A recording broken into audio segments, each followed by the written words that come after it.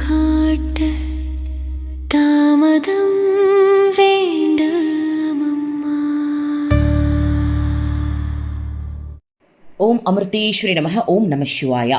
So இன்னைக்கு அருள்மொழிகளில் புதுசாக ஒரு டாபிக் தான் பார்க்க போகிறோம். என்ன அப்படின்னா, மேலோட்டமாக பார்க்காமல் ஆழ்ந்து செல்லுங்கள் அப்படின்ற டாப்பிக்கை தான் பார்க்க போகிறோம். ஓகே, அதாவது மேலோட்டமாக பார்க்காதீங்க, உள்ள ஆழமாக யோசிங்க நம்ம சொல்கிறாங்க. ஸோ அது என்ன அப்படின்றத நம்ம டைரெக்டாக பார்க்க ஆரம்பிச்சிடலாம். காலை 11 மணிக்கு அம்மா குடிலில் தரிசனம் கொடுத்து கொண்டு இருந்தார். அப்போது அம்மாவில் அருகில் இருந்த பிரம்மச்சாரி, அம்மா, அன்றொரு நாள் நீங்கள் உங்களுக்கு மனதுள் ஆழ்ந்து பார்க்க தெரியவில்லை, எப்போதும் மேல் மட்டத்தில்தான் இருக்கின்றீர்கள் என்று சொன்னீர்கள். அப்படி ஆழமாக பார்ப்பதற்கு நுட்பமான மனதும் சூட்சமமான கண்ணோட்டமும் தேவை என்றீர்கள். இப்படி ஆழமாக பார்ப்பது என்பதன் பொருள் என்ன என்று கேட்டார். பாருங்க, ஒரு தடவை அம்மா சொல்லியிருக்காங்களாம், நீங்க எல்லாரும் மேலோட்டமா இருக்கீங்க, ஆழ் மனதோட பார்க்கணும், அதாவது அதுல ரொம்ப நுட்பமான மனதும் சூட்சமமான கண்ணோட்டமும் இருக்கணுமா. நுட்பமான மனது, உண்மையாவே மனது எதுக்கு ஆசைப்படுது? இப்ப எக்ஸாம்பிள், உங்களுக்கு ஒரு ட்ரெஸ் பார்த்த உடனே அதை நீங்க விஷுவலா அதை போட்டு பாக்குறீங்கன்னு வச்சுப்போம். அதாவது எப்படின்னா, ஒரு ட்ரெஸ் பாக்குறீங்க, அதை பார்க்கும்போது உங்க மைண்ட்ல என்ன ஓடுது அப்படின்னு ஆராய்ச்சி பண்ணியிருக்கீங்களா? நம்ம குரு நமக்குள்ள தீட்சை கொடுத்து நமக்குள்ள வந்துட்டாங்க அப்படின்னா நம்ம மைண்டு ஓடுறதை நம்மளால பார்க்க முடியும். இப்போ எக்ஸாம்பிள், இதுக்கு முன்னாடிலாம் நான் ஒரு அழகான ட்ரெஸ்ஸை பார்க்குறேன் அப்படின்னா என் மைண்ட் எப்படி இருக்கும் அப்படின்னா, அதை போட்டு பார்க்கும், 4 பேருக்கு நேரம் அதை போட்டு நின்னா எப்படி இருக்கும்னு நினைக்கும், ஒரு ஃபங்க்ஷன்ல இதை போட்டுட்டு நடக்கிற மாதிரி அதை யோசிச்சு பார்க்கும், அது பாராட்டுற மாதிரி, அது கற்பனை இஷ்டத்துக்கு போகும். அதெல்லாம் அப்பெல்லாம் இப்பெல்லாம் போகணும்னு கூட எனக்கு தெரியாது, இப்படிலாம் போகுதுன்னு தெரியாமையே அந்த எண்ணத்தின் பின்னாடி நான் சுத்தி இருக்க, அதை நல்லா அனுபவிச்சிருக்கேன். பட் இன்னைக்கு அம்மா எனக்குள்ள வந்ததுக்கு அப்புறம் என்னுடைய எண்ணத்தை நோட் பண்ண வைக்க ஆரம்பிச்சிட்டாங்க, என்ன நோட் பண்ண வைக்கிறாங்க. இப்போ நான் அதே மாதிரி ஒரு கடைக்கு போறேன், எனக்கு ரொம்ப பிடிச்ச ஒரு ட்ரெஸ்ஸை நான் பார்க்குறேன். பார்த்த உடனே என் மைண்டில் என்ன ஓடுது அப்படின்னா, இதை நான் கட்டினா அவங்க என்ன நல்லா இருக்குன்னு சொல்லுவாங்களா இல்லையா, இது கட்டினா நான் ரொம்ப ஷேப்பா அழகா ஸ்ட்ரக்சரா தெரிவேனா, இந்த சாரீ போடுறதுனால என் கலருக்கு இது செட் ஆகும், 4 பேர் நம்மளை மதிப்பாங்களோ, ஐயோ நல்லா இல்லைன்னு சொல்லிட்டா என்ன பண்ணுவாங்க, எனக்கு பிடிக்குதா அப்படின்றத தாண்டி என் மைண்டு ஃபுல்லா மற்றவங்க பார்க்குறவங்க என்ன நினைப்பாங்கன்றதை தான் எனக்கு அதிகமாக ஓடிச்சு. இதுதான் நம்ம ஆழமா மேலோட்டமா பார்க்காம ஆழமா யோசிக்கிறது. ஆழமா யோசிக்கிறது அப்படின்னா என்ன தெரியுமா, இது முதல்ல தேவையா தேவையில்லையா, என் மைண்டு இதை வாங்கி போடணும்னு நினைக்குது, எதுக்காக போடணும்னு நினைக்குது, 4 பேருக்கு நேரம் நான் கெத்தா நிக்கணும்ன்றதான் என் மைண்டு யோசிக்குதே தவிர்த்து இதுல வேற ஏதாவது முக்கியமான பிரோஜனம் இருக்கா, அதான் ஆழமா யோசிக்கிறது. ஏன் காசு வேஸ்ட் பண்றோம்? ஆல்ரெடி நமக்கு தான் ட்ரெஸ் இருக்குல்ல, ஆல்ரெடி நிறைய பேர் பாராட்டிட்டாங்கல்ல, சரி எதுக்கு அவங்க நம்மளை பாராட்டணும்? அவசியம் கிடையாது. சரி, அவங்க நம்மளை கேவலமா பேசிட்டு போட்டோம், நல்ல ட்ரெஸ் கூட போட மாட்டேங்கன்னு பேசிட்டு போட்டோம், அதனால நம்மளுக்கு என்ன நமக்கு என்ன கவலை? நம்ம எதுக்காக இந்த பூமிக்கு வந்தோம்? நமக்கு குரு இருக்காங்கல்ல, அம்மா என்ன சொல்லி கொடுத்துருக்காங்க, அருள்மொழிகள் அம்மா என்ன சொல்லியிருக்காங்க, உன் தேவைக்கு அதிகமா ஒரு பொருள் நீ அதிகமா வச்சிருந்தா கூட அதை திருட்டுன்னு அம்மா சொல்லி கொடுத்துருக்காங்கல்ல. அப்போ நான் திருடன், நீ கடவுள் உன்னை திருடன்னு சொல்ல போறான், இதை நீ வாங்கிட்டுனா உன் குரு உன்னை திருடன்னு சொல்ல போறாங்க, அந்த பேர் உனக்கு தேவையா? ஆடம்பரம் அழகு எத்தனை நாளைக்கு இதை நீ போட போற? இந்த ட்ரெஸ் நீ போட்டுட்ட அப்படின்னா எத்தனை நாளைக்கு நீ போடுவ? ஒரு ஃபங்க்ஷனுக்கு போடுவ, அடுத்த ஃபங்க்ஷனுக்கு நீ அதே ட்ரெஸ் போட்டாங்கன்னா அன்னைக்கு நீ போட்டது தானே அப்படின்னு ஒரு வார்த்தை கேட்டுட்டா போதும், ஐயோ மாட்டணும், அது ஒரு அவமானம், அது ஒரு அசிங்கம். புதுசா ஒவ்வொரு டைமும் ஒவ்வொரு ட்ரெஸ்ஸும் புதுசா போகணும்னு நினைக்கிற. அப்ப நீ இந்த வாழ்க்கையை யாருக்காக வாழ்ற? பேரு புகழுக்காக, மத்தவங்க நல்லா நினைக்கணுன்றதுக்காக தானே வாழ்ற. இது சரியான வாழ்க்கையா? இப்படி ஒரு வாழ்க்கையை நீ வாழணும், ஒரு குரு இருந்தும் நீ இப்படி ஒரு வாழ்க்கையை வாழணுமா? இதுதான் ஆழமா யோசிக்கிறது. புரியுதுங்களா உங்களுக்கு? மேலோட்டமா யோசிக்கிறது அதுவா ஒரு கற்பனையை நினைச்சுக்கும், ஆனா ஆழமா யோசிக்கிறது சிந்திச்சு யோசிக்கிறதா சொல்றாங்க. பாருங்க, நுட்பமான கண்ணோட்டத்துல பார்க்கணுமா, நம்ம எதுக்கு பிறந்திருக்கோம், நமக்கு குரு எதுக்கு வந்திருக்காங்க, நம்ம அம்மா இவ்வளவு கஷ்டப்பட்டு சாப்பிடாம தூங்காம தண்ணி குடிக்காம அவ்வளவு நேரம் உட்கார்ந்து ஒவ்வொருத்தரையும் கட்டி பிடிச்சி நம்மளுக்கு தேவையில்லாத சிந்தனையெல்லாம் விலக்கி விட்டு நம்மளுடைய கருமாவை கழிச்சு நம்மள ஒரு உத்தமமா ஆக்கணும், நம்மள கடவுள்கிட்ட கொண்டு போய் சேர்க்கணும், நம்மளும் கடவுளா மாறணுன்றதுக்காக அம்மா எவ்வளவு உழைச்சிக்கிட்டு இருக்காங்க. அருள்மொழிகளை கொடுத்து டெய்லி படிக்க வைக்கிறாங்க. ஸோ என்னுடைய கவனம் ஏன் இவ்வளவு கீழ்த்தனமா போகுது? இதுதான் நுட்பமா யோசிக்கிறது. நம்ம ஒரு விஷயத்த பார்த்தோம் அப்படின்னா நம்மளுடைய மைண்டு அப்படியே யோசிக்க ஆரம்பிச்சு, அதுதான் மேலோட்டமானது. ஆனா அதை ஆராய்ச்சி பண்ணணும். ஆராய்ச்சி பண்ணி இது சரியா தப்பா, ஏன் இந்த சிந்தனை வருது, இது நம்மளுக்கு தேவையா வேணாமா அனலைஸ் பண்ணிட்டு அதுக்கப்புறம் அந்த முடிவு எடுக்கணும்.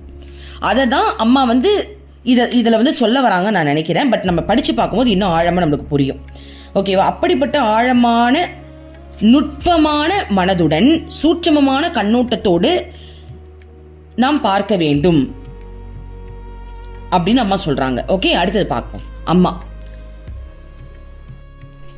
ஊசல் ஆடுவதுதான் மனித மனதின் இயல்பு. கடிகாரத்தின் ஊசர் குண்டு போல் ஒரு இடத்திலிருந்து மற்றொரு இடத்திற்கு, ஒரு உணர்விலிருந்து மற்றொரு உணர்விற்கும் தாவிக்கொண்டு இருப்பதுதான் மனிதனின் இயல்பு. இந்த சலனம் தொடர்ந்து இருக்கும். மனம் எப்போதும் மாறும் இயல்பு உடையது. ஒரு கணம் அது ஒருவரை நேசிக்கும், மற்றொரு கணத்தில் அவரை வெறுக்கும், மற்றொரு கணம் அது ஒரு பொருளை விரும்பும், அடுத்த கணத்தில் அதை வெறுக்கும். மனமாகின்ற ஊசர் குண்டு கோபத்திலிருந்து ஆசைக்கு ஊசலாடும். அது ஒரு இடத்தில் அசையாமல் நிற்கவே நிற்காது. இந்த இடைவிடாத சலனத்தில்தான் சிருஷ்டிக்கு ஆதாரமாகவும் அனைத்திலும் நிஜமான இயல்பாகவும் உள்ள மெய்ப்பொருளை அறிய முடிவது இல்லை. என்ன சொல்றாங்க அப்படின்னா, மனம் அப்படின்னாலே அலைப்பாயறது தான். ஒருத்தவங்களை ரொம்ப பிடிக்கும், அடுத்தது அவங்கள வெறுக்கும். ஒரு பொருள் கிட்ட போகும், அடுத்தது வேற ஒரு பொருள் கிட்ட போகும். மாறி மாறி தாவக்கூடியது தான் மனம். இப்படிப்பட்ட மனம் இருக்கிறதுனால தான் உண்மையான மெய்ப்பொருளை நம்மளால உணரவே முடியலன்னு அம்மா சொல்றாங்க. புரியுதுங்களா? அதாவது கடல் எடுத்துப்போம் எக்ஸாம்பிளுக்கு. அந்த அலை பார்த்தீங்கன்னா வந்துகிட்டே இருக்கும். அதுதான் மனம். மனம் அலைப்பாஞ்சிக்கிட்டே இருக்கும்.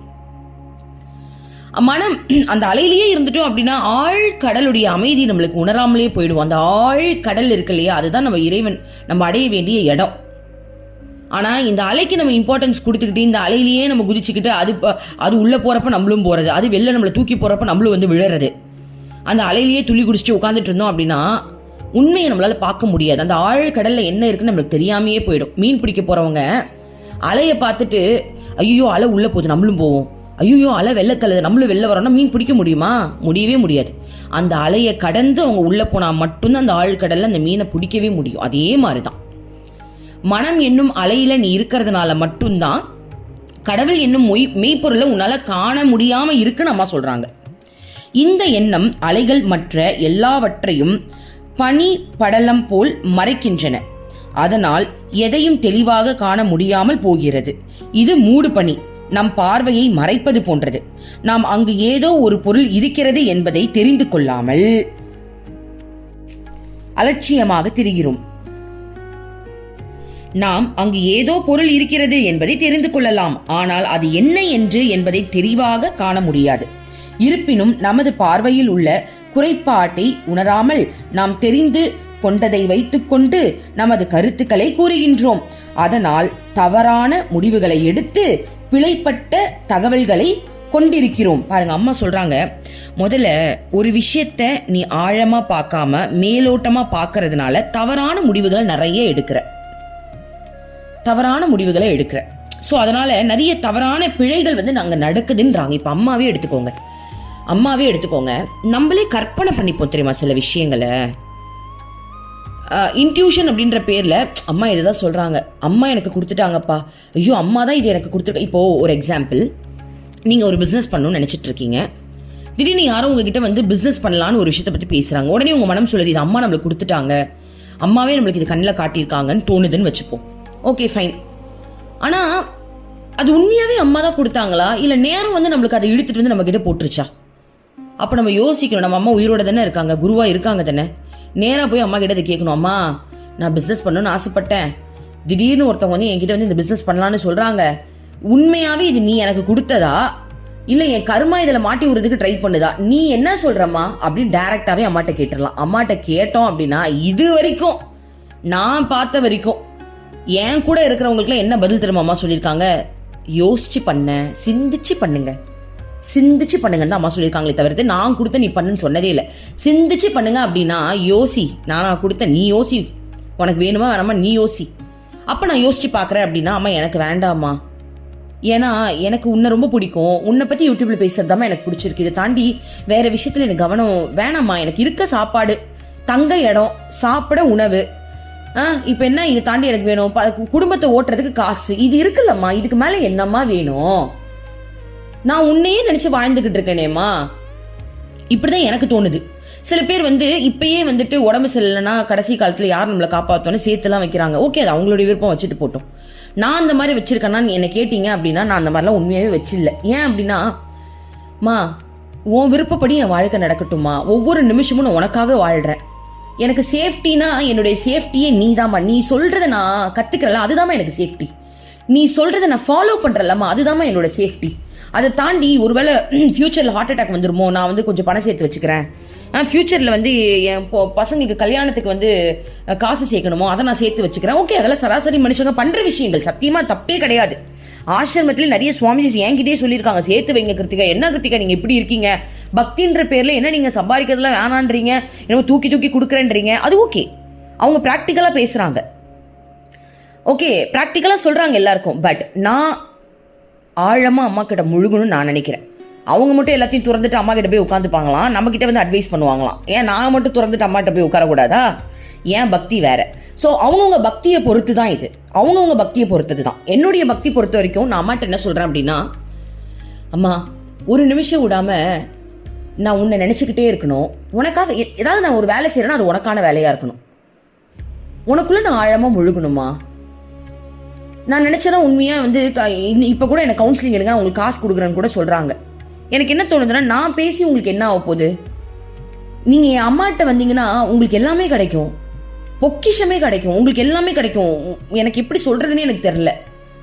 ஸோ நான் ஒரு விஷயத்த நான் ருசிச்சிட்டேம்மா, நான் உங்ககிட்ட அனுபவிச்சிட்டேம்மா.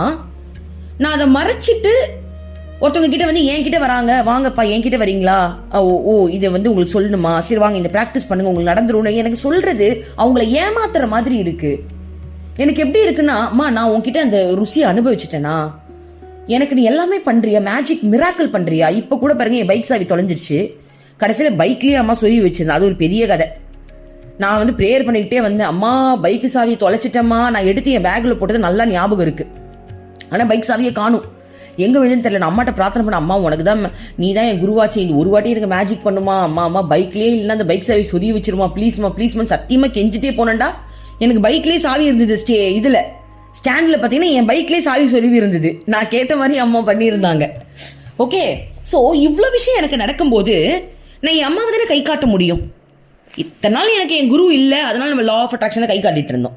இன்னைக்கு நான் அந்த ஒரு பொக்கிஷத்தை நான் உணர்ந்துகிட்டு இருக்கேன், அனுபவிச்சுக்கிட்டு இருக்கேன். அப்போ என்கிட்ட யாராவது வராங்க அப்படின்னா என் அம்மாவை தானே நான் கை காட்ட முடியும். அதை விட்டுட்டு எனக்கு காசு கொடுங்க, நான் உங்களுக்கு இந்த ப்ராக்டிஸ் கொடுக்குறேன்னு சொல்ல முடியுமா? அப்போ எனக்கு துரோகம் பண்ற மாதிரி இருக்கு. அப்போ எனக்கு நான் அம்மா கூட ஆழமும் முழுகும் போது அவளை நான் ருசிக்கிறேன், அவளை நான் ரசிக்கிறேன். அம்மா எனக்கு அவ்வளோ விஷயம் பண்றா. ரெண்டு பேரும் என்ன பொறுத்த வரைக்கும் நான் அம்மா மியூச்சுவலா அவளை நான் உணரணும், அவளுக்குள்ள நான் இன்னும் முழுகணும். அந்த பிரேமையில தான் அது வரும் தெரியுமா. ஒரு சுவாமிஜி எழுதியிருக்காரு, 30 வருஷம் அம்மா கூட டிராவல் பண்ணி அம்மாவை புரிஞ்சுக்க முடியலையா. ஆனா இது வரைக்கும் நான் ஒரு 5 வருஷம் அம்மா கூட டிராவல் பண்ணியிருக்கேன். அதுல ஒரு 3 வருஷம், கிட்டத்தட்ட ஒரு 3 வருஷம், ஒரு 2.5 வருஷம் கூட வச்சுக்கலாம், அம்மாவை என்னால் புரிஞ்சிக்க முடிஞ்சது. சத்தியமாக இது பெரிய அகங்காரம் தான், என்னை செருப்பால் கூட அடிக்கலாம், நான் அதை ஏற்றுக்க ரெடியாக இருக்கேன். அதை சொல்லாமான்னு கூட எனக்கு தெரியல, ஆனால் சத்தியமாக என்னால் அம்மாவை உணர முடியுது. இந்த 2.5 வருஷத்துல என்னால் அம்மாவை உணர முடியுது. ஏன்னா அம்மா எனக்கு அந்த பிரேமையை கொடுக்குறா. பிரேமை நான் ஆராய்ச்சியே பண்ணல, உணர்வை கொடுக்குறா. அந்த தாய்மை உணர்வு அம்மா எப்படி உணர்றான்றதை என்னால் புரிஞ்சிக்க முடியுது. அம்மா தாயா இருக்கா, அதனால என்னால் உணர முடியுது. அதனால நான் பெரிய அப்பாட்டக்குன்னு சத்தியமா சொல்ல, அந்த சுவாமிஜிக்கு பெரிய 30 வருஷம் இருந்து அம்மாவை பத்தி தெரிஞ்சுக்கலன்னு அவரு எவ்வளவு பெரிய சுவாமிஜி சொல்றாரு. 2.5 வருஷத்துல என்னால் அம்மாவை புரிஞ்சுக்க முடியுது நான் சொல்றேன் அப்படின்னா இது மிகப்பெரிய அகங்காரம் தான். என் குரு என்னை தொடப்பக்கட்டையில அடிக்க தான் போறா, பரவாயில்ல என்னை அடிச்சாலும் பரவாயில்லமா, நீ தொடப்பக்கட்டையில என்னை அடிச்சுக்கோ, ஆனா என் வாயில வர்றது என்னன்னா என்னால உன்னை புரிஞ்சுக்க முடியுதுமா. முழுசா புரிஞ்சுக்க முடியுதான்னு என்னால சொல்ல முடியாது, ஆனா என்னால உன்னை புரிஞ்சுக்க முடியுது. அதுதான் பிரேம பக்தி. எனக்கு சொல்லும் போதே கண்ணில் தண்ணி வருது. அதுதான்டா பிரேம பக்தி. பிரேம பக்தியில இருக்கிறவங்களுக்கு கண்டிப்பா முடியும். அதுல இது முடியுன்றதை நான் எப்படி அடிச்சு சொல்றேன்னா, நான் தூரத்துல இருக்கிறதுனால என்னால முடியுது, பக்கத்துல இருந்தா அது முடியாது.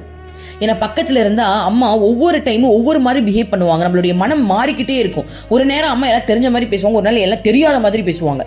ஒரு நேரம் ஒரு செயலை செய்வாங்க, வேற நேரம் வேற ஒரு செயலை செய்வாங்க. ஆனா நான் தூரத்துல இருக்கேனா, எதையுமே நான் கண்ணால பார்க்கலையா, நான் தியானத்துல இருக்கேன், அம்மாவை மனசுக்குள்ள சுமந்துகிட்டு இருக்கேன், அம்மாவோட அருள்மொழிகளை படிச்சுக்கிட்டு நான் தூரத்துல இருக்கிறதுனால என்னால குழப்பமே எனக்கு இல்லை. என் மைண்டு குழம்பாம இருக்கிறதுனால என்னால அம்மாவை உணர முடியுது. அம்மா எந்த செயல் செஞ்சாலும் அம்மா கரெக்டு தான், இப்படிதானே செய்வா அம்மா. அதனாலதான் அந்த டைஸ் விஷயம், அந்த டைஸ் போட்டு பேசுறது என்னால ஈஸியா பண்ண முடியுது. ஏன்னா நான் குழப்பத்திலேயே இல்லை, தூரத்துல இருக்கிறதுனால நான் குழம்பவே இல்லையா. அம்மாவை உள்ளுக்குள்ள ஆழமா உணர்றதுனால, அவளோட அந்த இணையறதுனால நான் டைஸ் போடும்போது எனக்கு தெரியும் இதுக்கு ஆன்சர் பண்ணுவானா பண்ணிடுவா, இதுக்கு பண்ணவே மாட்டான் நான் நினைப்ப பண்ணவே மாட்டான், எனக்கு தெரிஞ்சிடும். ஏன்னா அம்மாவை வந்து அந்த புரிஞ்சுக்கக்கூடிய தன்மையை அட்லீஸ்ட் 1% தான் அம்மா கொடுத்துருக்கான்னு தான் நான் சொல்லுவேன். ஓகேவா? கிட்ட நான் எப்பவுமே அம்மாட்ட பிரார்த்தனை பண்றது தான், அம்மா எத்தனை பிறவி எடுத்தாலும் நான் உன் கூட தான் பிறக்கணும், உன் கூட தான் இருக்கணும், உன்னை மனசுல சுமக்கணுமா. இப்ப நான் எப்படி சுமக்கணும், இதை விட 1000 மடங்கு அதிகமா உன்னை நான் மனசுல சுமக்கணுமா. பக்கத்துல வச்சுக்கணும்னு கூட எனக்கு ஆசை இல்லை. ஏன்னா பக்கத்துல வச்சு நான் உன்னை ஒரு உருவமா பாத்துருவேன். இன்னைக்கு நான் உன்னை உருவமா உன்னை பார்க்கல, உன் போட்டோவை பார்த்து நான் பேசுறேன். எல்லாருக்குள்ளேயும் உன்னை பார்க்குற அந்த தன்மை எனக்கு கொஞ்சம் கொஞ்சம் கொடுக்க. தூரத்தில் இருக்கும்போது நிறைய கற்றுக்க முடியுது. இட்ஸ் ஈக்குவல் டு கோபியர்களுடைய பக்தியை பத்தி தான் அம்மா நிறைய பேசுவாங்க. கிருஷ்ணருடைய மனைவிகளை பத்தி கூட அம்மா பேசுனது கிடையாது. கிருஷ்ணர் கூட பக்திக்கு உதாரணத்தை கோபியர்கள் தான் சொல்றாங்க. அப்படிப்பட்ட அந்த கோபி பாவத்திலே நான் என்னைக்குமே இருக்கம்மா. அந்த இதயத்துல உன்னை சுமக்கும் போது உன்னை புரிஞ்சுக்க முடியுது தெரியுமா. கிருஷ்ணர் கூட சொல்லியிருக்காரு, ஒரு சுவாமிஜி கிருஷ்ணவை நேர்ல பார்த்துட்டு, உங்களை நான் நேர்ல பார்த்துட்டேன், உங்களை நான் பார்த்துட்டேன்னு சொல்லுவாராம். அதுக்கு கிருஷ்ணர் சொல்லுவாராம், நீ என்னுடைய உடலை நேர்ல பார்த்துட்டேன், என்னுடைய மனசை நீ பார்க்கணும் அப்படின்னா நீ அங்க போ, கோபியர்கள் இருக்கிற இடத்துக்கு போன்னு சொல்லுவாராம். இவருக்கு ஒண்ணுமே புரியலையாம். அப்போ இந்த சுவாமி என்ன பண்ணுவாரா, ஏன் நான் தான் கிருஷ்ணரை பார்த்துட்டேன், இதுக்கு மேலே நான் அவரை பார்க்க வேண்டியது என்னவா இருக்கும் அப்படின்னு சொல்லிட்டு, சரி அவரை சொல்றாரேன்னு சொல்லிட்டு போனாராம். கோபியர்கள் இருக்கக்கூடிய இடத்துல பிருந்தாவனத்துக்கு போனாராம். அப்போ அங்க இருக்கிற கோபியர்கள்லாம் ரொம்ப வந்து நார்மலா இருந்தாங்களாம், ஒரு சாதாரண ஒரு ஏழ்மையான ஒரு குடும்பத்துல இருந்தாங்களாம். அப்ப அந்த சுவாமி அந்த கோபியர்களை பார்த்துட்டு, நீங்க என்ன இப்படி இருக்கீங்க, கிருஷ்ணருடைய மனைவிக்காக கிருஷ்ணர் என்னென்ன பண்ணிருக்காரு தெரியுமா, சத்தியபாமாக்காக அந்த மலர், பாரிஜாத மலரை வந்து அவரு வந்து சொர்க்கத்திலிருந்து கொண்டு வந்தாரு, ஆனா நீங்க இன்னும் இந்த ஏழை குடிசையிலேயே இன்னும் இருக்கீங்களே அப்படின்னதுக்கு அந்த கோபியர்கள் சொன்னாங்களாம், அதை விட பொக்கிஷம் இந்த குடிசை வீடு தான். ஏன்னா இந்த குடிசையில என் கிருஷ்ணருடைய கால் பதிஞ்சிருக்கு. நான் நல்லா இருக்கணும்னு எனக்கு ஆசை இல்லை, ஏன் கிருஷ்ணர் நல்லா இருக்காருல்ல, அவரு சந்தோஷமா இருக்காருல்ல, எனக்கு அந்த சந்தோஷம் தான் முக்கியம். எங்களுடைய சந்தோஷம் எங்களுக்கு முக்கியம் கிடையாது, எங்களுக்கு எதுவுமே தேவை கிடையாது. ஆனா என் கிருஷ்ணா சந்தோஷமா இருக்கான்ல, அவன் சந்தோஷமா இருக்கிறான்ற அந்த அந்த அந்த விஷயம் இருக்குல்ல, அந்த விஷயம் தான் எனக்கு சந்தோஷம்னு சொன்னாங்களாம். அப்ப எந்த அளவுக்கு நானுன்ற தன்மை அங்க இழந்து அவங்க முழுமையா கிருஷ்ணருக்குள்ள முழுகி இருப்பாங்க. சத்தியபாமா கூட அவங்களுக்கு விருப்பப்பட்ட ஒரு விஷயத்த கேட்டாங்க. நானுன்ற தன்மையில ஏதோ ஒரு விதம் ஒரு போட்டி, அது தப்பு கிடையாது, அவங்களும் ஒரு இறைவன் தான். ஒரு எக்ஸாம்பிளுக்கு சொல்றேன், அந்த நானுன்ற தன்மையில தானே அவங்க அந்த பூவை கேட்டிருக்காங்க. ஆனா கோபியர்கள், நானும் நீங்க இடமே கிடையாது, நான் இங்க கஷ்டப்படுறேனா, நானும் நீங்க இருந்தா தானே கஷ்டப்படுறதுக்கு, என் கிருஷ்ணாவுடைய சந்தோஷம் தான் என் சந்தோஷம், அவனுக்கு கஷ்டமாயிடுச்சுன்னா அது எனக்கு கஷ்டம். அவனுடைய நெத்தியில வந்து தலை வலிக்குதுன்னு கிருஷ்ணா வந்து சொன்னாராம், என்னுடைய பக்தர்களுடைய கால் தூசி இருக்கு இல்லையா, அது என் தலையில போட்டுட்டேன் அப்படின்னா அந்த வலி போயிடும்னு பக்தர்கள் இதை கேட்டுடுவான்னு சொன்னோடனே, நாரதர் நீயும் என்னுடைய பக்தர் தானே, நீ எனக்கு உன் கால் தூசியை கொடுனோடனே, ஐயோ இது பாவச்செயல், எனக்கு அந்த பாவம் வேணாம், நான் கொடுக்க மாட்டேன்னு சொல்லி எல்லாருமே ஒதுங்கிட்டாங்களாம்.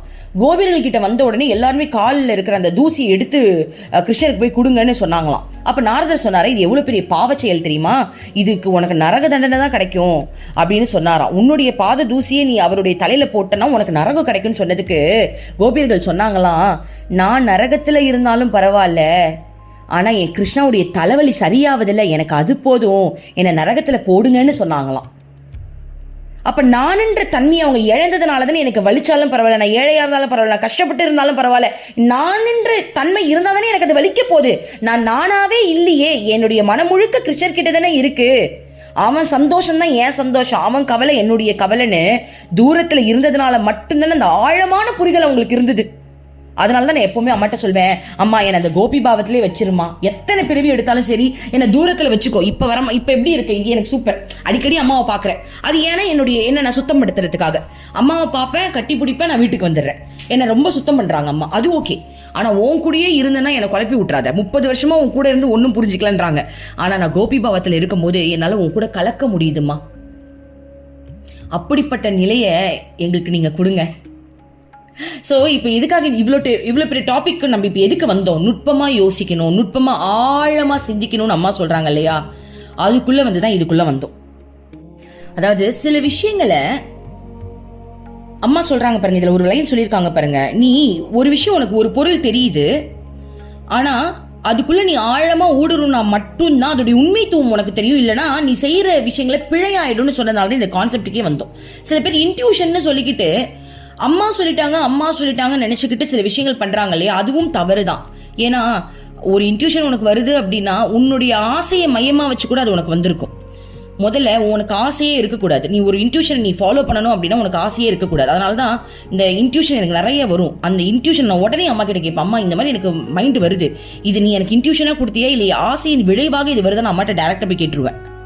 சம்டைம்ஸ் டைஸ்ல வீட்லயே போட்டு கேட்டுருவேன், அம்மா இந்த மாதிரி ஒரு ஆப்பர்ச்சுனிட்டி வருதுமா, இந்த ஆப்பர்ச்சுனிட்டி என் ஆசையால எனக்கு வருதா இல்ல நீ எனக்கு கொடுத்ததுனால வருதா, நீ எதுவாக இருந்தாலும் எனக்கு சொல்லுமா. அந்த மாதிரி நம்ம அம்மாக்குள்ள வந்து ஆழமா முழுகணும். அந்த நுட்பமான விஷயத்துக்குள்ள நம்ம கலக்கணும். அம்மா கிட்ட நம்ம டைரக்டா போய் கேட்டுருணும். ஆனா நுட்பமா நான் கலக்கிறேன்ற பேர்ல வர இன்ட்யூஷன் எல்லாம் எந்த நம்ம தவறா நினைச்சுக்க கூடாது. எதுவா இருந்தாலும் குரு இருக்காங்களா நேர்ல போய் கேட்டுருணும். என்ன ஆக போகுது, எவ்வளவோ செலவு பண்ணிட்டோம், காசு செலவே இல்லாம அம்மாட்ட போக முடியும். சென்னையில இருந்து ட்ரெயின் போகுது, மதுரை சைடும் போகுது, சேலம் சைடும் போகுது. நீங்க எந்த சைட்ல இருக்கீங்கன்னு பாத்துக்கோங்க. இப்ப நீங்க சென்ட்ரல்ல இருந்து போனீங்க அப்படின்னா சேலம், ஈரோடு, கோயம்புத்தூர், திருப்பூர் இந்த மாதிரி ஏரியா, ஸோ இந்த மாதிரி சைட்ல போகுது. ஓகேவா, நீங்க போட்டுக்கோங்க, மேப் போட்டு பார்த்துக்கோங்க என்னென்ன சைடு ட்ரெயின். நீங்க வேர் இஸ் மை ஆப்னு போட்டிங்கன்னா உங்களுக்கு சென்ட்ரல் டு கொல்லம் இல்லை காயங்குளம் அப்படின்னு போட்டிங்கன்னா உங்களுக்கு ரூட்டு தெரிஞ்சிடும். எந்த ரூட்ல நீங்க இருக்கீங்கன்னு பார்த்து நீங்க ஏறிக்கலாம். திரும்ப அங்கேருந்து கருணாகப்பள்ளிக்கு ஒரு ட்ரெயின், நிறைய ட்ரெயின், நம்ம நார்மல் ட்ரெயின் மாதிரி இருக்கும், அந்த ட்ரெயின் ஏறிட்டிங்கன்னா இறங்கிடலாம். கருணாகப்பள்ளியிலேருந்து அம்மா ஆசிரமத்துக்கு பஸ்ஸும் இருக்குது, ஆட்டோவும் இருக்குது. ஆட்டோவில் இப்போ தான் நான் ரீசெண்டாக செக் பண்ணி பார்த்தேன், ட்ரெயினில் போய் சூப்பராக இருந்துச்சு, 350. ஓகே, அங்கேருந்து நம்ம பஸ்ஸில் போனாலும் உங்களுக்கு அதை விட காசு கம்மி. ஸோ நார்மலாக டிக்கெட் நம்ம புக் பண்ணோம் அப்படின்னா 400 ஆகும். உட்காந்தே போகிற மாதிரி நம்மளுக்கு இருக்கும் இல்லையா, நார்மல் ஜென்ரல் அந்த மாதிரினா 200 ஆகும். இதெல்லாம் நான் 200, 250 அந்த மாதிரி ஆகும். ஒரு 1000 ரூபாய் ஆகும்னு வச்சுக்கோங்களேன். எவ்வளவோ செலவு பண்ணுறோம். ஒரு தடவை நம்ம குருவை போய் பார்த்துட்டு வர்றதுக்கு என்ன ஆகிட போகுது. நமக்காக அம்மா இந்த பூமிக்கு இறங்கி வந்திருக்கா, உயிரோட இருக்கா. நம்ம அமெரிக்காலையா போய் பார்க்க சொல்கிறோம், ஆண்டி தோ இருக்கா அம்மா. கேரளாவுக்கு ட்ரெயின் வேற விட்டு வச்சிருக்காங்க. என்ன ஆகிட போகுது நம்ம அம்மாவை பார்க்கறதுல? எவ்வளோ பெரிய விஷயம் தெரியுமா இது. எத்தனையோ இடத்துக்கு போகிறோம், டூர் போகிறோம், நம்மளுடைய மனம் தான் எல்லாத்துக்குமே காரணம். தேவையில்லாததெல்லாம் விட்டுட்டு தேவையான அம்மாவை பிடிக்கிறதுக்கு என்னென்ன பண்ண முடியுமோ எல்லாமே பண்ணலாம். ஓகே, சரி, அடுத்தது பாருங்க. ஒவ்வொரு எண்ணமும் கோப தாபங்களும் ஆசையும் மனமென்னும் தெளிந்த ஏரியில் போடப்படும் கற்களை போன்றதாகும். இடைவிடாமல் தோன்றும் எண்ணங்கள் ஏரியின் மேற்பார்வையின் தோன்றும் சிறு அலைகளை போன்றதாகும். மேலே இருக்கும் சலனங்கள் காரணமாக உன்னால் ஏரியில் அடிமட்டத்தில் இருப்பதை பார்க்க முடிவது இல்லை. தண்ணீருக்கடியில் என்ன இருக்கிறது என்பதை காண முடியாமல் அலைகள் தடிக்கின்றன. மனம் சலனம் இல்லாமல் இருக்க நீ அனுமதிக்க வேண்டும், ஆனால் அனுமதிப்பது இல்லை. எப்போதும் ஏதாவது ஆசைகள், கோபம், பொறாமை, வெறுப்பு, காதல் போன்ற உணர்ச்சிகள் மனதில் தோன்றுகின்றன, அல்லது ஏதாவது பழைய நினைவுகள் மனதில் இடம் பிடித்துக் கொள்கின்றன. இனிமையான நினைவுகள், கசப்பான சம்பவங்கள், சந்தோஷமாக இருந்த நேரங்கள், செய்த தவறுகள், பழிவாங்கும் எண்ணம், இப்படி ஏதாவது அதில் தோன்றிக் கொண்டே இருக்கும். கடந்த காலம் மனதிலிருந்து மறைந்தாலும் அடுத்த இடத்தை வருங்காலம் அதன் அழகான கனவுகள், எதிர்பார்ப்புகள் இவைகளுடன் பிடித்து கொண்டுள்ளது. இவ்வாறு மனம் எப்போதும் எதையாவது சிந்தித்துக் கொண்டே இருக்கும். அது ஒருபோதும் அமைதியாக இருப்பது இல்லை. மகனே, நீ மேற்பரப்பில் உள்ள அலைகளை மட்டுமே காண்கின்றாய்.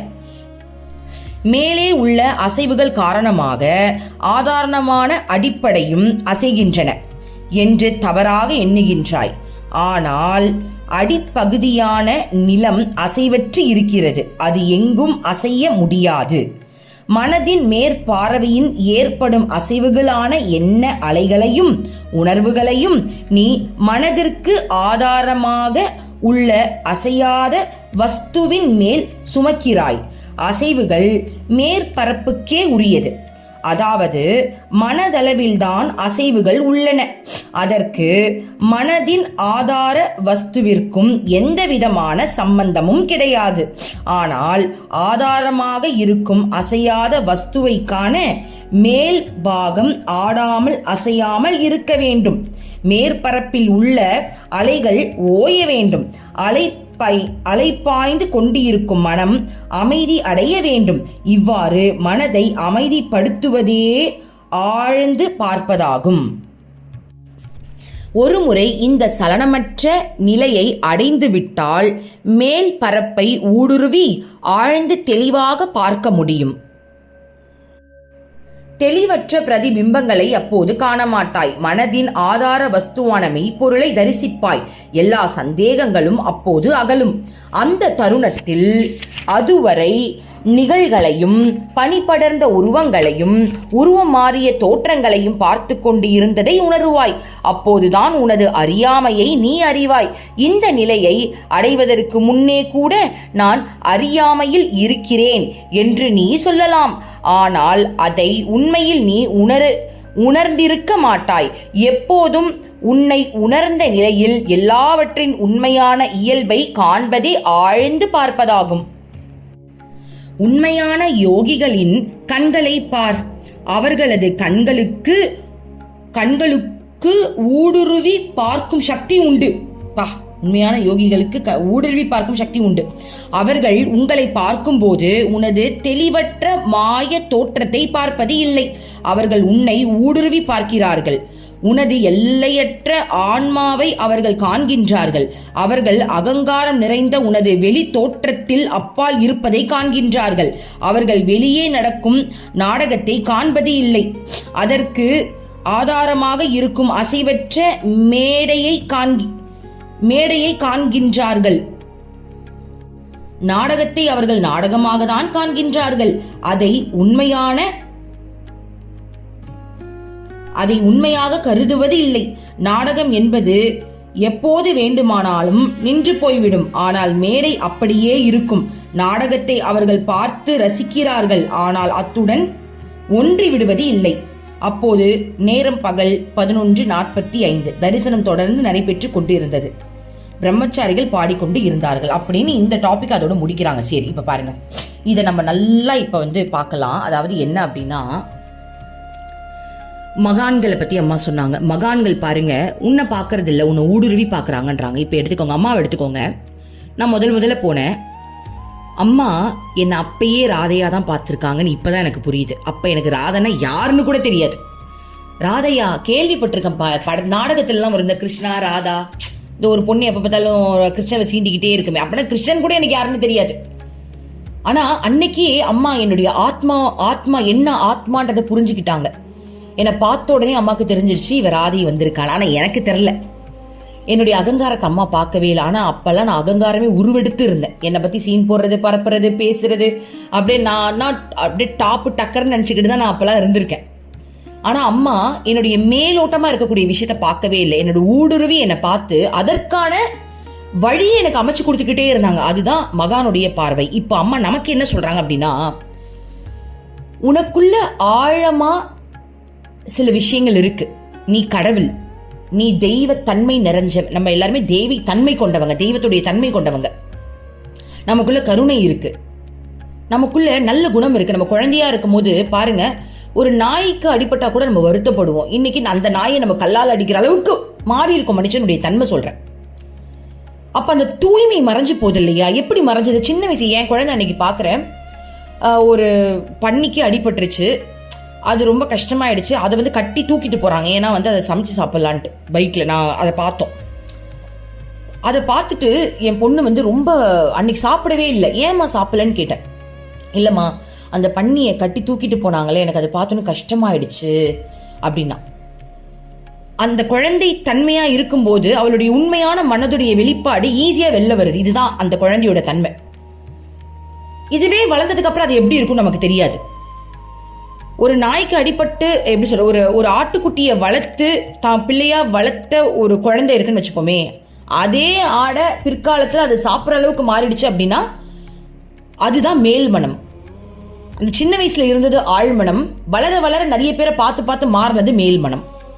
அப்ப நம்ம எல்லாரும் அந்த மேல் மனதுக்கு தான் இம்பார்ட்டன்ஸ் கொடுக்குறோம். ஆனா நம்மளுடைய ஆழ்மனம் குழந்தைத்தன்மை கொண்டது, அது மறந்துட்டோம். யோசிச்சு பாருங்க, சின்ன வயசுல நீங்க எப்படி இருந்தீங்க? சின்ன வயசுல யாராவது ரோட்ல பிச்சை எடுத்தா கூட எனக்கு அழுக வரும், கண்ணில் தண்ணி வரும். அவங்களாம் காசு இல்லாம இருக்காங்களே. இன்னைக்கு நான் வேற மாதிரி அவங்கள பாக்குறேன். இன்னைக்கு கொஞ்சம் புரிதலோட பாக்குறேன்னு வச்சுக்கோங்களேன். இன்னைக்கு நடிக்கிறவங்களும் இருக்கிறாங்க. ஸோ என்னோட பார்வையில் ஏன் கை கால் இருக்கும்போது இப்படி இருக்கீங்கன்ற கேள்விதான் வருது. ஸோ நான் அப்படி கம்பேர் பண்ணல. நான் என்ன சொல்ல வரேன் அப்படின்னா, அந்த கருணை அப்படின்றது இன்னைக்கு எனக்கு இருக்கா அப்படின்னு கேட்டா அது இருக்கு. ஆனா அதை மறைக்கிற சம்பவங்கள் நிறைய இருக்கு. புரியுதுங்களா? குழந்தைத்தனம் அப்படின்றது உண்மையான குழந்தைத்தனத்தை சொல்றேன் நான். அதுக்காக குழந்தைங்க எல்லாருக்கும் போய் பிச்சை போடுவோம், அதை போய் பண்ணுங்க நான் சொல்ல வரல. நான் ஒரு எக்ஸாம்பிளுக்கு தான் சொல்றேன். அந்த குழந்தையா இருக்கும்போது என் மனசுல அந்த தூய்மையான கருணை இருந்தது, அது என்னுடைய உண்மையான ஸ்வரூபம். ஆனா நான் வளர வளர என்னுடைய மேல் மனசுல நிறைய விஷயங்களை பார்த்து பார்த்து பார்த்து பார்த்து போட்டு என்னோட ஆழ் மனசை மறந்து போய் இந்த கருணையெல்லாம் செத்து போய் இன்னைக்கு நான் வேற மாதிரி இருக்கேன் பாருங்க. அதுதான் மேல் மனதின் மூலமா நான் வாழ்ந்துகிட்டு இருக்கேன்னு அர்த்தம். கரெக்ட் தானே? அப்போ நான் ஒரு விஷயத்துக்கு ஆசைப்படுறேன் அப்படின்னா அந்த ஆசை எனக்குள்ள இருந்து வந்துச்சா, 4 பேர் அதை யூஸ் பண்றதுனால எனக்கு வந்துச்சா? 4 பேரை பார்த்துதான் எனக்கு அந்த ஆசை வருது அப்படின்னா அது என் மேல் மனதில் இருக்கக்கூடிய மேல் மனம் மற்றவங்களை பார்த்து எனக்கு வந்துச்சு. எனக்குள்ள இருந்து வந்ததான்னு கேட்டா இல்லவே இல்லை. என்னுடைய கேரக்டர் சேஞ்ச் ஆகுது, எனக்குள்ள இருக்கிற விஷயத்தினால அது சேஞ்ச் ஆகுதா இல்ல மற்றவங்களை பார்த்து சேஞ்ச் ஆகுதா? இப்ப நான் இன்னைக்கு ஆன்மீக ரீதியா வாழணும்னு நான் விருப்பப்படுறேன்.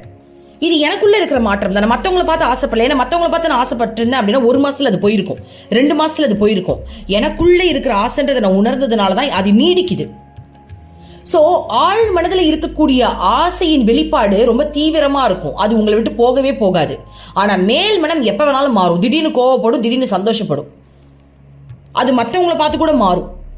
அததான் அம்மா சொல்றாங்க, நீ ஒரு விஷயத்துக்கு ஆசைப்படுற, நீ ஒரு விஷயத்துக்கு கோவப்படுற அப்படின்னா அந்த கோபம் மேல் மனதின் மூலமா வந்ததா இல்ல உள்ள ஆழமா இருந்து வந்ததுன்னு யோசிச்சு பாரு. இப்ப எக்ஸாம்பிள், உங்க வீட்டை எடுத்துக்கோங்க. உங்க ஹஸ்பண்ட் மேல திடீர்னு கோவப்படுறீங்க. ஒரு நிமிஷம் யோசிங்க, இந்த கோவம் ஏன் வந்துச்சு? எதை யோசிச்சதுனால வந்துச்சு? போன மாசம் சம்பளம் கம்மியா கொடுத்துட்டாருன்னு ஏதாவது ஒரு விஷயம் உங்களுக்கு வந்திருக்கும்.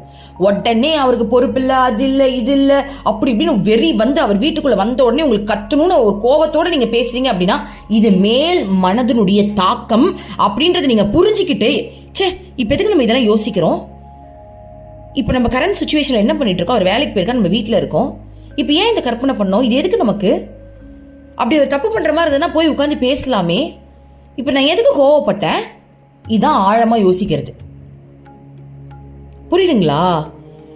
தேவையில்லாத எண்ணத்தின் மூலமா ஒரு கோவமோ ஒரு உணர்வோ உங்களுக்கு வெளிவருது. அந்த வெளிவர அந்த உணர்வு உடனே இன்னொருத்தங்க காட்டி நீங்க பிரச்சனையை உருவாக்குறீங்க அப்படின்னா மேல் மனதுக்கு அதிகமான இம்பார்ட்டன்ஸ் கொடுக்குறீங்கன்னு அர்த்தம். ஒரு நிமிஷம் நீங்க அதை ஸ்டாப் பண்ணுங்க. Stop stop stop. ஏன் இப்ப நான் இதை யோசிக்கிறேன்? இப்ப நான் ஏன் இது யோசிச்சேன்? இப்ப நான் எங்க இருக்கேன்? வீட்டுல இருக்கேன், நான் பாட்டுக்கு இருக்கேன். நான் ஏன் இப்ப இது யோசிச்சேன்? அது வேற மாதிரி யோசிப்போமே.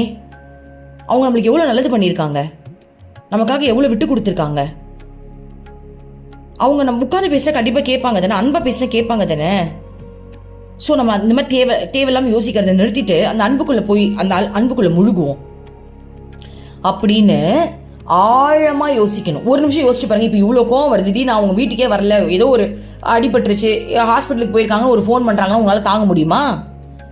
அடிச்சு பிடிச்சி ஓடி போவீங்க என்ன ஆச்சுன்னு. அதுதான் உண்மையான ஆழ்மனம். ஆழ்மனதில் அவ்வளோ அன்பு இருக்கு.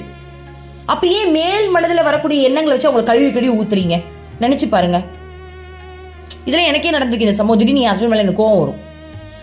அப்ப நான் நினைச்சு பார்ப்பேன், திடீர்னு இப்போ எனக்கு ஃபோன் பண்ணி என் ஹஸ்பண்ட் நான் ஹாஸ்பிட்டல் அட்மிட் ஆயிருக்கேன் வான்னு சொன்னா நம்ம என்ன பண்ணுவோம்? ஐயோயோன்னு அடிச்சு பிடிச்சி ஓடுவோம்.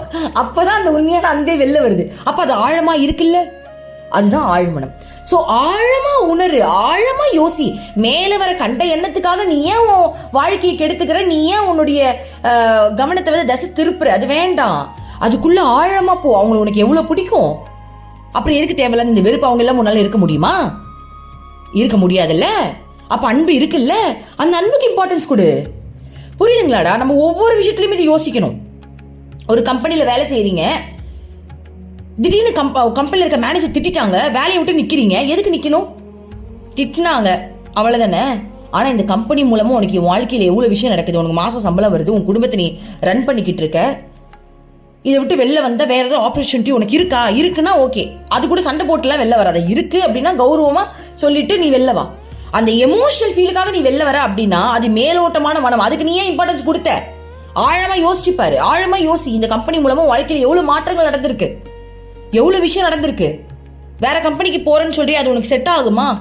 ஒரு மேனேஜருக்காக நீ ஒரு கம்பெனியை விட்டுருவியா? இந்த கம்பெனி உனக்கு இத்தனை நாள் எவ்வளவு நாளைக்கு சோறு போட்டிருக்கு, இவர் பேசிட்டான்றதுக்காக நீ அதை விட்டுருவியா? அப்படி யோசிக்கணும் நம்ம. அதான் ஆழமா யோசிக்கிறது. சோ மேல் மனதில் வரக்கூடிய உணர்வுகளுக்காக நீ ஒரு முடிவு எடுக்கிற அப்படின்னா அது தவறு. ஆழமா யோசி, ஆழமா யோசி, அதுக்கு பின்னாடி இப்போ ஊடுருவன்றாங்க. சோ உலக வாழ்க்கை சம்பந்தப்பட்ட விஷயங்களுக்காக இந்த வேலையையும் உங்க குடும்ப கதையும் சொன்னேனே தவிர்த்து உண்மையா ஆழமா யோசிக்கிறது எதை பத்தி அம்மா சொல்றாங்க அப்படின்னா நம்மளுடைய ஸ்பிரிச்சுவல் லைஃபை பத்தி சொல்றாங்க. நீ எதுக்காக இந்த பூமிக்கு வந்திருக்க, எதுக்கு வந்த? அதாவது ஸ்பிரிச்சுவலா ரொம்ப ஆர்வம் இருக்கிறவங்க இப்படி யோசிக்கலாம், இல்ல மேலோட்டமா இருக்கிறவங்க அப்படி யோசிக்கலாம். நான் என்ன பர்சனலா கேட்டீங்கன்னா நான் எப்படி யோசிப்பேன் அப்படின்னா, நான் எப்பவுமே நான் ஒரு ஆத்மா, நான் அம்மாவுக்காக வந்திருக்கேன், என் கிருஷ்ணாக்காக வந்திருக்கேன், என்னுடைய பக்தியை விட்டு கொடுக்காம இந்த வாழ்க்கையை எப்படி வாழலான்றத நான் யோசிப்பேன். யாரையும் பகச்சிக்காம எப்படி அம்மாவை அணுகலாம். என் வீட்லயே என் ஹஸ்பண்ட் அம்மாவை பார்க்கவே கூடாதுன்னு சொன்னாலும் எப்படி ஐஸ்லாம் வச்சு அம்மாவை போய் பார்க்கலாம், இன்னும் எப்படி நம்ம இதுக்குள்ள ஆழமா முழுகலான்றது என்னுடைய விருப்பம். ஸோ அதனால நான் அப்படி ஆழமா யோசிக்கிறேன். உலக வாழ்க்கையில இருக்கிறவங்க என்ன பண்ணலாம் அப்படின்னா, மேல வர கோவத்துக்காகவோ ஒரு உணர்வுக்காகவோ நம்ம ஒரு விஷயத்தை தூக்கி போடாம ஆழமா யோசிச்சு அதுல இருக்கிற நல்ல விஷயத்த நம்ம பார்த்து அனலைஸ் பண்ணி அதை நம்ம நார்மலா வச்சுக்கலாம். புரியுதுங்களா? மேல் மனதுக்கு இம்பார்ட்டன்ஸ் கொடுக்க வேணாம், இதுதான் ஆழ் மனதுக்கு இம்பார்ட்டன்ஸ் கொடுன்றது. இதைதான் அம்மா வந்து ரொம்ப அழகா நம்மளுக்கு சொல்லியிருக்காங்க. இது என் பாயிண்ட் ஆஃப் வியூல நான் உங்களுக்கு சொல்லிட்டேன். இதை நீங்க தனியா யோசிச்சீங்கன்னா இன்னும் நிறைய பாயிண்ட்ஸ் உங்களுக்கு கிடைக்கும். உங்க வாழ்க்கையை வச்சு நீங்க யோசிச்சு பாத்தீங்கன்னா இன்னும் நிறைய பாயிண்ட்ஸ் இதன் மூலமா நம்ம எடுத்துக்க முடியும். ஓகேவா? ஸோ இதெல்லாம் பேசி முடிச்சுட்டு அம்மா பிற்பகல் எழுந்து அடுத்த வேலைக்கு போறாங்க. நாளைக்கு வேற ஒரு டாபிக், புதுசான டாபிக் தான் பார்க்க போறோம். ஓகே, ஸோ அம்மாவுக்கு நன்றி சொல்லிக்கலாமா? அம்மா டெய்லி எங்களுக்கு நிறைய விஷயங்கள் சொல்லி கொடுத்து எங்களை வழி நடத்துறீங்கம்மா. உங்களுக்கு கோடான கோடி நன்றிகள் அம்மா. ஓம் அமிர்தேஸ்வரி நமः. ஓம் நம சிவாயா. மனமே உனக்கு சொந்தம், ஒருவரும் இல்லை என்ற உண்மையை ஒரு நாளும் நீ மறந்திடாதே.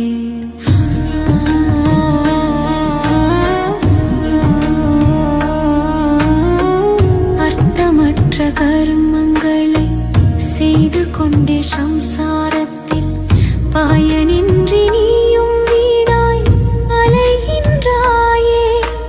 காயமது மாயமதனை சவம் என்று உணர்ந்து கொண்டு சத்தியத்தை அறிந்திட நாம் வழி தேடுவோம். நிலையில்லா உலகினை நிஜமென்று